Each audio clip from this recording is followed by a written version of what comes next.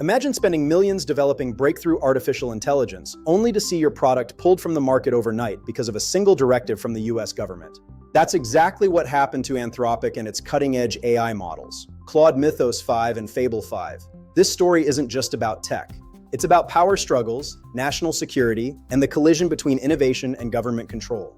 What happens when the future of AI comes under the shadow of international politics? And could this set a precedent for every next generation technology that's just over the horizon? Stick around because this is a story with twists, tension, and insight we will want to understand if we care about the future, not just of AI, but of American innovation itself. Before we dive in, don't forget to like, subscribe, and share your thoughts in the comments below. We break down the latest in AI and tech, and we'd love to hear your take on this major shakeup. Let's set the stage. It was a wild weekend in America. The country was glued to the TV for the USA's first World Cup win and the New York Knicks championship. While most Americans celebrated, Anthropic faced an unexpected crisis. Late Friday afternoon, 5:21 p.m. to be exact, Anthropic received an email from the US government. The Trump administration had issued a new export control directive requiring Anthropic to immediately suspend access to both Mythos 5 and Fable 5. This applied to any foreign national, whether they were inside the United States or anywhere else in the world, including foreign nationals working on Anthropic's own team. Let's step back for a second. If you haven't heard of Anthropic, they're one of the biggest players in the AI arms race, competing directly with giants like OpenAI and Google. Their Claude Mythos 5 and Fable 5 models had just been announced and hyped over the past week. These represent some of the most sophisticated AI systems to date, capable of advanced reasoning, language generation, and more. The excitement around their potential was massive, both from researchers and customers. But what makes these models so dangerous in the eyes of the government? They are designed to synthesize vast amounts of proprietary data to predict supply chain vulnerabilities. They can simulate biological structures or even generate complex code for offensive cyber operations. For the government, those capabilities looked like a dual-use weapon. In the business world, this meant a massive leap in operational ROI, automating high-level strategy and engineering tasks that previously required thousands of human hours. But the government feared these tools could be weaponized if accessed by the wrong hands, giving another country a strategic advantage. But this export ban? It wasn't just a speed bump, it completely changed the game. Imagine the implications. In one swoop, the government issued a total restriction. They told Anthropic, you can't let anyone even slightly connected to another country use your technology at all. Not your partners, not even your international employees. This created an immediate logistical nightmare. How do you identify every foreign national in a global cloud environment in real time? You don't, you shut it down. The foreign national clause is particularly biting for Silicon Valley. The tech industry thrives on global talent, employing some of the brightest minds from across the globe. Many AI labs employ experts on visas or permanent residence. By restricting their access, the government effectively locked developers out of the very tools they built. We're seeing a fundamental shift in how human capital is managed in the AI sector.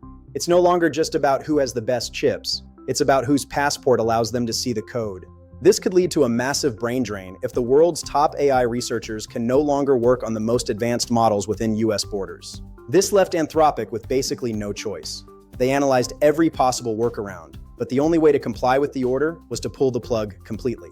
All access was shut down. Products that had just launched, demos that had just been shipped, and AI that researchers had only started to explore. Just like that, it was gone. So, why did the administration do this? The details get into the weeds of US national security, but the concern is about high-powered AI ending up with foreign adversaries. Export controls like these aren't new, they've historically been used on things like cryptography and hardware. But this is AI we're talking about, software designed to learn at scale. The logic is simple. If AI models are powerful enough, they could be repurposed for military or intelligence uses, or simply give another country a strategic advantage. With global tensions around technology and security only heating up, the US government isn't taking any risks, even at the cost of commercial success. On Anthropic's end, this was a bombshell. This wasn't just a setback, it was a moment that could define the way AI startups operate in the United States. Anthropic's leadership realized they had to act fast. They shut down their products and sent representatives straight to Washington, D.C. over the weekend to negotiate. Beyond the legal fight, there's the engineering of compliance. For every other AI firm, this is a wake-up call to build sovereign infrastructure. We are seeing a world where AI companies must segment their compute, their data, and even their staff by nationality. This adds massive operational complexity and cost. For business leaders, this means selecting an AI partner now requires a geopolitical risk assessment. Can your provider guarantee uptime if a new directive drops? The answer, as Anthropic found out, might be no. This creates a new export control moat that only the most compliant companies can cross. Here's what makes this story even more fascinating.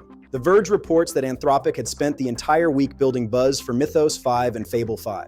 Countless hours of R&D, PR, and client testing, all basically vaporized by a single government email. The momentum was gone in an instant. The message is loud and clear for every AI company. The government reserves the right to step in at any time and restrict your innovations, no matter the investment.